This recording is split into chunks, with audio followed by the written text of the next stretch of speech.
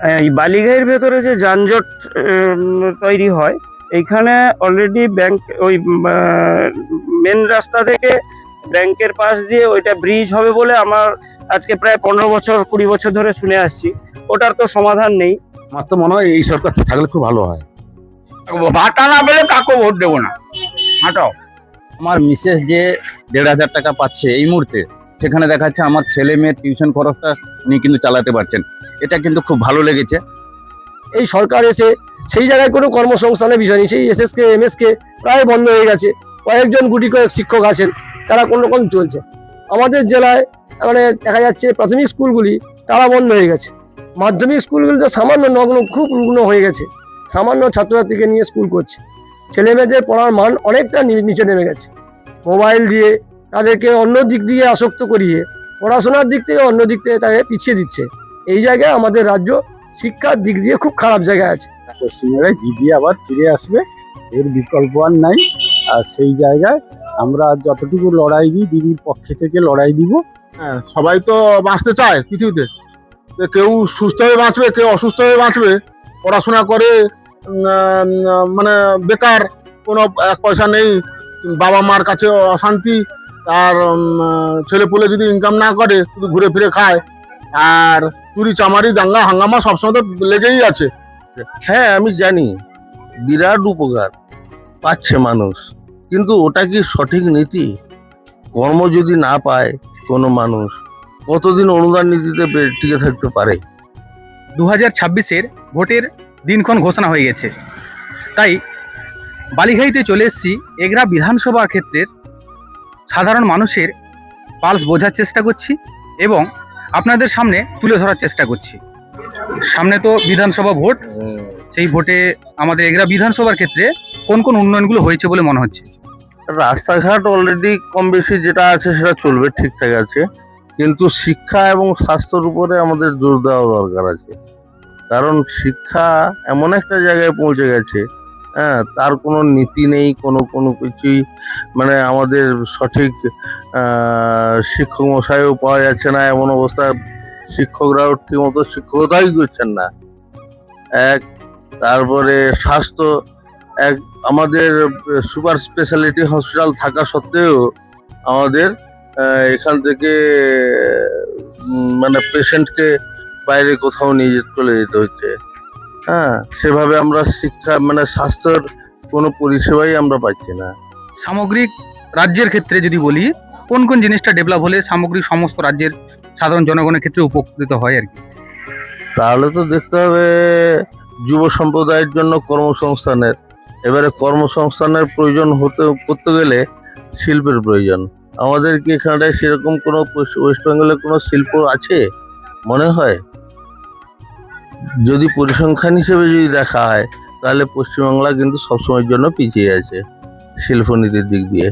তাহলে আর কর্ম পাবে কোত্থেকে যুব সম্প্রদায়? মানুষ এগোবে কি করে?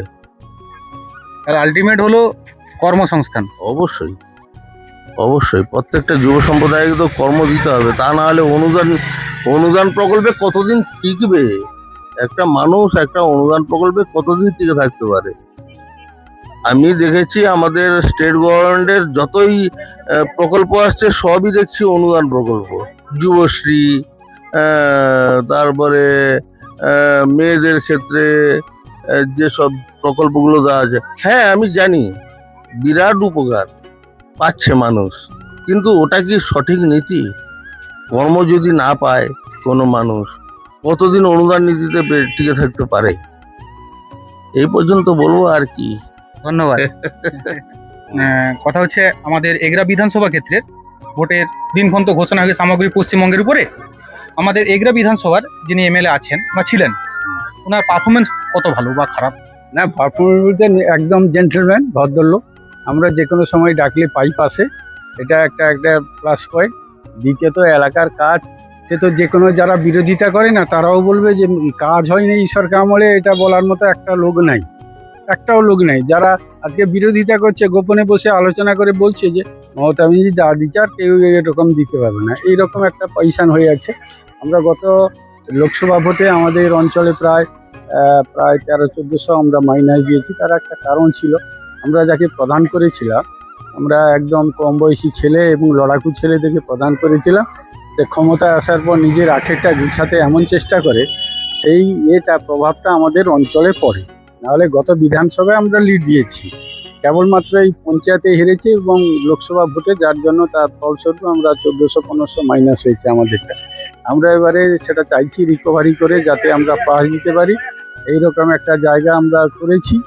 আর এই মুহূর্তে পশ্চিমবাংলায় জিতি আর কি, পশ্চিমবাংলায় দিদি আবার ফিরে আসবে, এর বিকল্প আর নাই।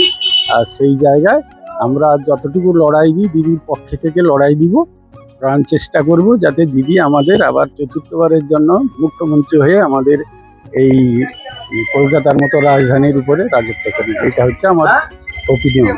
কেন্দ্রের সরকার যদি আবার আসে, ডেভেলপমেন্ট যেমন হয়েছে সেই ডেভেলপমেন্টগুলো সংস্কার করে উন্নততর কোন কোন ডেভেলপমেন্টগুলো হলে সামগ্রিক রাজ্যের পক্ষে ভালো হয়? আগে আমাদের যে মৌলিক অধিকারগুলো আছে, আমরা যে মৌলিক অধিকারগুলো করি, স্বাস্থ্য, শিক্ষা, রাস্তা, আলো আমাদের একদম ফুলফিল হয়ে গেছে, পানীয় জল, এই যেগুলো আছে এগুলোর মধ্যে আমাদের সিংহভাগ হয়ে গেছে। বাকি যেগুলো আছে আমরা নিশ্চয়ই যিনি জিতে আসবেন, যিনি মানে আমাদের দলেরই জিতে আসবেন তরুণবাবু, আমরা তার কাছে যে ত্রুটিগুলো আমাদের থেকে গেছে, যেটা আমরা করতে পারিনি, সেইগুলো আমাদের তার সামনে তুলে ধরবো।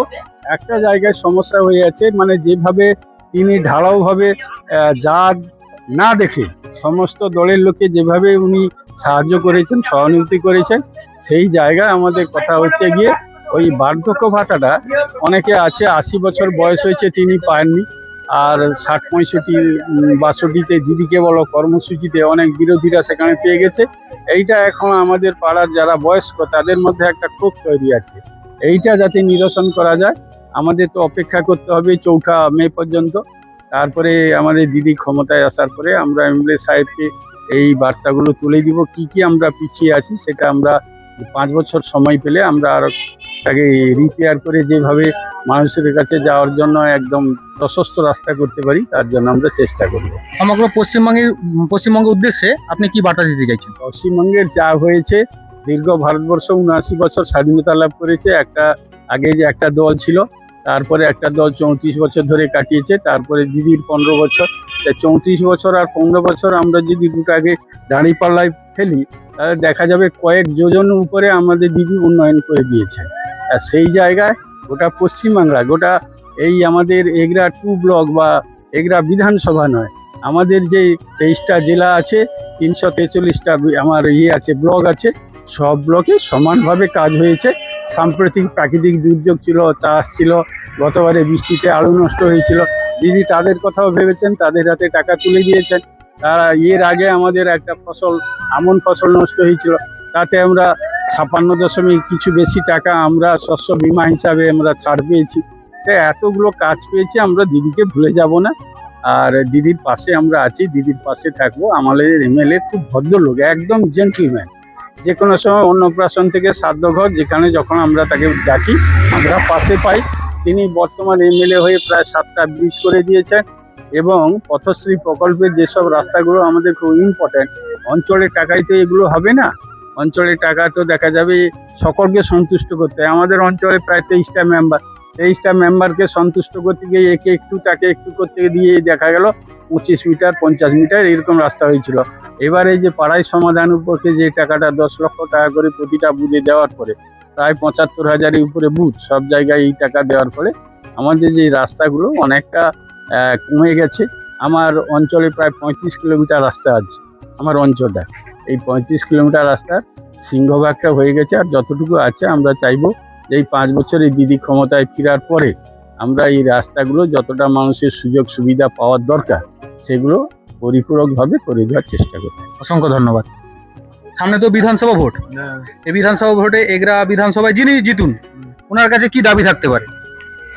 ঢালাই রাস্তা ভালোভাবে ওটা চড়া হলে ভালো হয়, কিন্তু ওই রাস্তায় প্রচুর চলাফেরা করে লোক, গাড়ি চলে প্রচুর, বাইকও চলে প্রচুর, সারাদিন সারা রাত এই রাস্তায় লোক ব্যবহার করে। রাস্তাটা কোনটা? বালিঘাই থেকে বাথুয়ারি।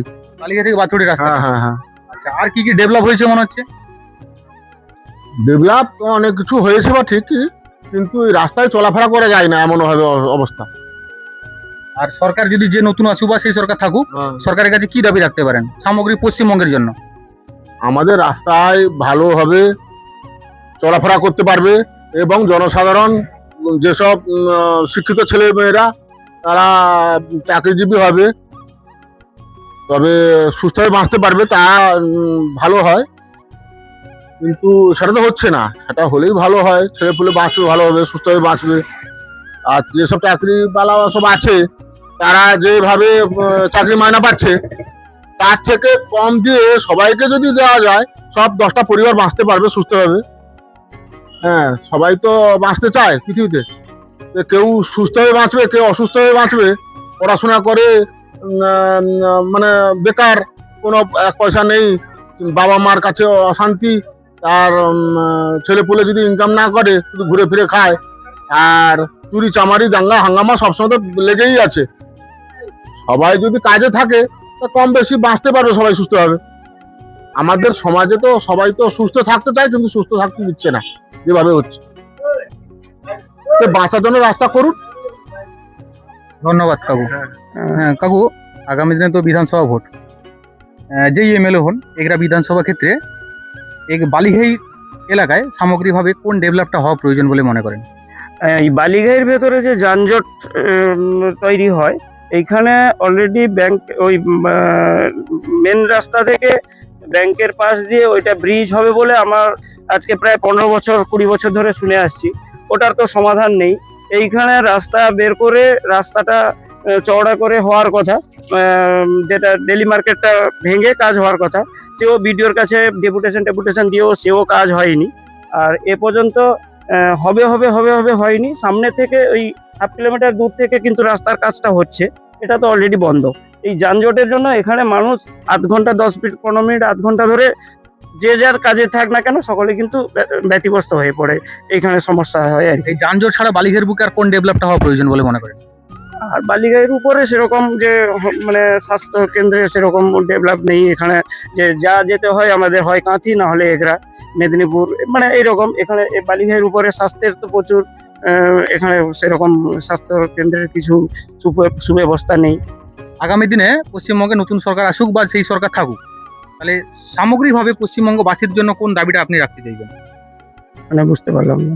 পশ্চিমবঙ্গবাসীর জন্য যেই সরকার আসুক, নতুন সরকার বা সেই সরকার যদিও আছে, আমাদের মানে পাবলিকের যেটা যে উন্নয়ন, যেটা যে মানে এই যে সমস্ত মেন হচ্ছে স্বাস্থ্য, রাস্তা, এইগুলো তো আগেই দরকার। এইগুলো মোটামুটি মানে এই সরকার হবে হবে হবে হবে বলে আজকে 15 বছর ধরে কিন্তু হয়নি, হচ্ছেও না, কোনো হেলদোল নেই। সেই জন্য এইগুলো এলে সরকার চেঞ্জ হলে অবশ্যই হওয়া তো সাপোজ হওয়া তো উচিত হবেই। এগুলো নতুন যুবকদের জন্য সরকারের কোন কোন জিনিসটা করা প্রয়োজন বলে আপনি মনে করেন? নতুন যুবক তো বেকার যুবক তো সব মানে গাদা গাদা। এমনকি আমার ছেলেরাও তো পড়াশোনা করছে, গ্রাজুয়েশন করছে। এই ছেলেদের যে ভবিষ্যতে যে লাখ লাখ টাকা খরচ করে যে তাদের এত সময় পড়াশোনা করিয়ে তারপরে যে চাকরির যে অবস্থা, তার জন্য আমরাও ব্যতিব্যস্ত যে টাকা তাদের পেছনে খরচ করব, তাদের মানুষ করব না ওই দিন মজুরি করতে বিদেশে বাইরে ফাটাবো, কি করব, সেটাই তো ব্যতিব্যস্ত আমরা। মানে গার্ডিয়ান তরফ থেকে স্বস্তি পাচ্ছি না যে আমরা পড়াশোনা করতে পারিনি, ছেলেপুলেদের পড়াশোনা করিয়ে মানুষ করানোর চেষ্টা করছি, কিন্তু সেটা কিন্তু হচ্ছে না এখন। তাহলে আপনি মানে স্যাটিসফাই নেই আমরা যে মানে ছেলেপুলে যে কি সূত্রে পড়াবো, কিসের জন্য পড়াবো, না একটা চাকরি, না ভালো কিছু ব্যবস্থা, কিছু নেই। ধন্যবাদ। তাহলে বিধানসভার দিনক্ষণ তো ঘোষণা হয়ে গেছে। হ্যাঁ। আমাদের এগরা বিধানসভায় আজ পর্যন্ত কতটা পরিমাণ ডেভেলপ হয়েছে বলে মনে হয়? ডেভেলপ হয়েছে, কিন্তু গ্রাম অঞ্চল ঠিক মতো হচ্ছে না। তাহলে আগামী দিনে যিনি সরকারে আসুন বা আমাদের এমএলএ যিনি হন, ওনার কাছে কি কি দাবি রাখবেন আমার এই এগরা বিধানসভা ক্ষেত্র নিয়ে? আমাদের সমস্যা দেখুন, জনসাধারণের যদি সমস্যা যদি হয়, ডেভেলপ হয়, তাহলে তো আমার তো মানে থাকলেই তো ভালো। ঠিক আছে। এই যে বিগত সরকার যেটা রানিং চলছিল এতদিন, যেহেতু ভোটের দিনক্ষণ ঘোষণা হয়ে গেছে, ওই সরকারের পারফরমেন্স কেমন? হ্যাঁ, ভালো। আপনি কি আশা করছেন, এই সরকার কি থাকবে না নতুন কোনো সরকার আসতে পারে বলে মনে হচ্ছে? আমার তো মনে হয় এই সরকার থাকলে খুব ভালো হয়। কোন কোন ডেভেলপ হয়েছে বলে মনে হয় এই সরকারের আমলে? মানে জনগণের বিয়ে হয়েছে, স্কুল কলেজেও হয়েছে। ঠিক আছে। তারপরে যুবশ্রী, কন্যাশ্রী, লক্ষ্মী ভাণ্ডার, এগুলো তো সব মানে হয়েছে তো এগুলো। আপনার এখন বয়স কত? 62। আপনি বার্ধক্য ভাতা পাচ্ছেন তো? হ্যাঁ। আর কি প্রকল্প পাচ্ছেন এখন? না, আর কিছু নাই। আচ্ছা, কৃষক বন্ধু আছে। কৃষক বন্ধু, সরকারি কৃষক বন্ধু পাচ্ছেন। তাহলে আপনার সরকারের কাছে আলটিমেট যেই সরকারে আসুন, যদি আপনার পছন্দ সরকার আছে, সর্বোপরি কোন দাবি থাকতে পারে? আমাদের একটা কথা কি, গ্রামে যদি আমার মানে পাড়া গ্রামে যদি রাস্তাঘাট বা এটা হলে ভালো। ধন্যবাদ কাকু। সামনে বিধানসভা ভোট, আমাদের এগরা বিধানসভা ক্ষেত্রে যিনি জিতুন, ওনার কাছে কোন কোন বিধানসভা ক্ষেত্র নিয়ে দাবি থাকতে পারে? বিধানসভা ক্ষেত্র না, যিনি এই বিধানসভায় জিতবে তার তো সামাজিকভাবে আমাদের এলাকা যেখানে পিছিয়ে পড়েছে, সংখ্যালঘু এলাকা, SC ST পরিবার যেসব জায়গায় আছে, তাদের রুটি রুজির সংগ্রাম, তাদের চাকরি, তাদের কাজ, তার গ্যারান্টি করা। কোনো এই বিধানসভা এলাকায় কোনো ছোট শিল্প গড়ে ওঠেনি, কোনো কর্মসংস্থান নেই, এবং এই এলাকার যে সুতিখালগুলি ছিল সেই জল নিকাশি তার প্রায় বন্ধ, মজে আছে। সেগুলোকে নিকাশি করার ব্যবস্থা এই 15 বছর ধরে তৃণমূলও নেয়নি। সম্প্রতি এই পঞ্চায়েত নির্বাচন, এই বিধানসভা নির্বাচন এবং লোকসভা নির্বাচনে বিজেপির একটু হলেও সাফল্য আসলেও তারাও তৃণমূলের মতনই অনুরূপভাবে কাজ করে চলেছে। তৃণমূল বিজেপি একে অপরে পরিপূরক। এই অবস্থায় পরিত্রাণ পাওয়ার জন্য সাধারণ মানুষ এবারে ভেতরে ভেতরে বামপন্থীদের সমর্থনের আশায় তারা দিন গুনছে। শুধু কয়েকটা দিন বাকি, নির্বাচনের 1 মাস, অবশ্যই তার একটা সুফল দেখবে মানুষ, এটা আশা করি। সামগ্রিক রাজ্যের ক্ষেত্রে কোন কোন ডেভেলপগুলো হওয়া বলে প্রয়োজন? রাজ্যের ক্ষেত্রে অনেকগুলি ডেভেলপের প্রয়োজন। ইতিমধ্যে আমরা জানি যে আমাদের যতগুলি রাজ্যের বড় বড় জল নিকাশির ব্যবস্থা ছিল, যে নদীগুলো, যে মানে ছোট ছোট বলুন বড় মাঝারি, সেই নদীগুলো বা মজে গেছে। সেখানে যে সমস্ত পণ্য আসতো সেটা ড্রেজিং না হওয়ার জন্য আটকে পড়েছে। হলদিয়া বন্দর বলুন, কলকাতা পোর্টের কথা বলুন, সব জায়গায় এই সমস্যাগুলি হচ্ছে। আন্দোলনে বামপন্থীরাই আছে, এটা অবশ্যই হওয়ার দরকার। আমাদের রাজ্যের কোনো শিল্পায়ন ঘটেনি, কেন্দ্র সরকারও সেই জায়গায় সেই দৃষ্টান্ত দেখাতে পারছে না, যার জন্য রাজ্যের মানে প্রচণ্ডভাবে বেকারত্বের যন্ত্রণায় বেকার ছেলেরা তারা অন্য রাজ্যে, ভিন রাজ্যে চলে যেতে বাধ্য হচ্ছে পরিবার পরিজনকে ছেড়ে। অর্থনৈতিক সংকটের পরে তারা বাইরে চলে যাচ্ছে, তাদেরও সেখানে কোনো নিরাপত্তা নেই, মার খেতে হচ্ছে, বাঙালি বলে তাদেরকে হেনস্থা হতে হচ্ছে, তাদেরকে তার সমস্ত যে পরিচয়পত্র সেগুলো আটকে রেখে তাদেরকে কোথাও কোথাও জেলে ভরে দেওয়া হচ্ছে মিথ্যা অপবাদ দিয়ে। সেই ক্ষেত্রে এই পরিত্রাণ পাওয়ার দরকার। দ্বিতীয়ত হচ্ছে গিয়ে আমাদের কর্মসংস্থান নিয়ে আমাদের মানে রাজ্যের কোনো দিশা দেখাতে পারছে না, এবং এই জায়গায় দাঁড়িয়ে যে সমস্ত কলকারখানাগুলি ছিল রাজ্যের এবং দেশের সরকারের যে আভ্যন্তরীণ যে সামাজিক সে সুরক্ষা দেওয়ার ব্যাপারে, সেখানেও দেশের সরকার, রাজ্যের সরকার একইভাবে চলছে। তারা এইরকম কর্মসংস্থানের দিকে তারা যাচ্ছে না। শিক্ষার ব্যবস্থাটাই খুব খারাপ জায়গায় আছে, শিক্ষার পরিবর্তন আনাতে হবে। আমাদের পশ্চিমবঙ্গ, কেরল এরা একটা মডেল ছিল, কেরলের সঙ্গে একটা প্রতিযোগিতা চলবে কে প্রথম কে দ্বিতীয়, কিন্তু দেখা যাচ্ছে কেরল ধরে রাখলেও পশ্চিমবঙ্গ শিক্ষার দিক দিয়ে অনেকটা পিছিয়ে আছে। আজকে শিক্ষা সম্প্রসারণের ক্ষেত্রে করতে গিয়ে বামপন্থী সরকার 34 বছরে প্রাথমিক স্কুল, মাধ্যমিক স্কুল, কলেজ এগুলোকে সম্প্রসারণ ঘটিয়েছে বহুগুণ, এবং বাচ্চা বাচ্চা ছেলেমেয়েদের জন্য SSK, MSK, শিশু শ্রমিক স্কুল এগুলো দিয়ে গ্রামীণ ছেলেমেয়ে যাতে বাইরে না গিয়ে ঘরে থেকে লেখাপড়া করতে পারে তার একটা ব্যবস্থা করেছে এই সরকার এসে। সেই জায়গায় কোনো কর্মসংস্থানের বিষয় নেই, সেই SSK, MSK প্রায় বন্ধ হয়ে গেছে। কয়েকজন গুটি কয়েক শিক্ষক আছেন, তারা কোনো রকম চলছে। আমাদের জেলায় মানে দেখা যাচ্ছে প্রাথমিক স্কুলগুলি তারা বন্ধ হয়ে গেছে, মাধ্যমিক স্কুলগুলি তো সামান্য নগ্ন, খুব রুগ্ন হয়ে গেছে, সামান্য ছাত্রছাত্রীকে নিয়ে স্কুল করছে। ছেলেমেয়েদের পড়ার মান অনেকটা নিচে নেমে গেছে। মোবাইল দিয়ে তাদেরকে অন্য দিক দিয়ে আসক্ত করিয়ে পড়াশোনার দিক থেকে অন্য দিক থেকে তাকে পিছিয়ে দিচ্ছে। এই জায়গায় আমাদের রাজ্য শিক্ষার দিক দিয়ে খুব খারাপ জায়গায় আছে। তাই শিক্ষার নতুনভাবে পরিকাঠামো তৈরি করতে হবে আমাদের, ফিরে আসলে এটা আমাদের দাবি। আমাদের যে বলছি যে এই যে শিল্পায়ন, আমরা প্রথমেই চাইছি বিধানসভা ক্ষেত্রভিত্তিক একটা শিল্পায়ন চাইছি। এই শিল্পায়নের মধ্য দিয়ে অনেকটা আমাদের মানে কর্মসংস্থান আমরা তৈরি করতে পারবো। আমাদের বিধানসভা ক্ষেত্রভিত্তিক যে মহিলাদের মানে বিশেষ করে সুরক্ষা রক্ষার জন্য তাদের যেভাবে ন্যায় বিচার পাচ্ছে না, তাদেরকে যে নানাভাবে সামাজিক দমন পীড়ন চলছে, লিঙ্গ বৈষম্যের ব্যাপার চলছে, তাদেরকে পিছিয়ে ফেলে রাখা হচ্ছে, সেই জায়গায় দাঁড়িয়ে আমাদের বিধানসভা ভিত্তিক তাদেরকে যোগ্য সম্মান, তাদেরকে কাজের মধ্য দিয়ে ফিরিয়ে আনার যে একটা প্রয়াস বামপন্থীরা নিত আবার নেবে। জেলা ভিত্তিক আমাদের মহিলা একটা সেল, পুলিশের দপ্তর, যে পুলিশ মহিলাদের দিয়ে যে একটা কম বয়সীদের বিয়ে দেওয়া, নারী নির্যাতন, এর মধ্য দিয়ে যে অবহেলার একটা ঘটনা ঘটে গেল, তিলোত্তমার খুন হয়ে গেল, আমাদের ওই কাশিয়াঙ্গে যে আমাদের ওই নবছরের তামান্না খুন হয়ে গেল, এইরকম যে সমস্ত ন্যায় বিচার পাওয়ার জন্য মহিলাদের একটা সেল জেলা ভিত্তিক একটা হওয়ার দরকার। এটা আমাদের বামফ্রন্ট এবারে নিশ্চিত এটা রাখবে, এবং আমরা ফিরে আসলে, বামপন্থীরা ফিরে আসলে এটা আমরা করব। নানাভাবে সামাজিক সুরক্ষার পিছনে যে অসংগঠিত শ্রমিকরা তারা যে সামাজিক সুরক্ষা পেত, এই সরকার 15 বছরে সেই সুরক্ষাগুলো কেড়ে নিয়েছে, হকের দাবিগুলি কেড়ে নিয়েছে। সেই হকের দাবি ফিরিয়ে আনার জন্য এবারে লড়াই হবে আমাদের বিধানসভা নির্বাচন।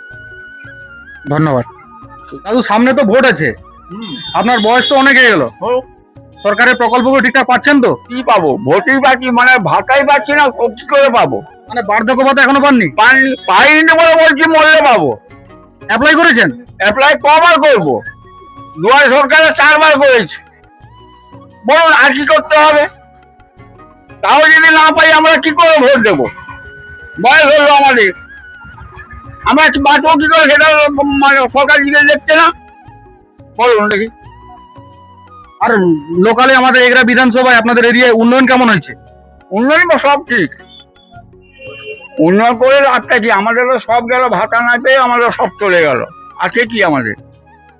খেটে খাওয়া মানুষ যদি ভাতা না পেয়ে পাবো কি? বলুন, আমাদের জমি নাই, জায়গা নাই। তাহলে আগামী দিনে যে এমএলএ হবে আপনি কি দাবি রাখবেন? কি দাবি রাখবো? ভাতা না পেলে কাকে ভোট দেবো না। হাঁটাও। ধন্যবাদ দাদু, ভালো থাকুন, সুস্থ থাকুন।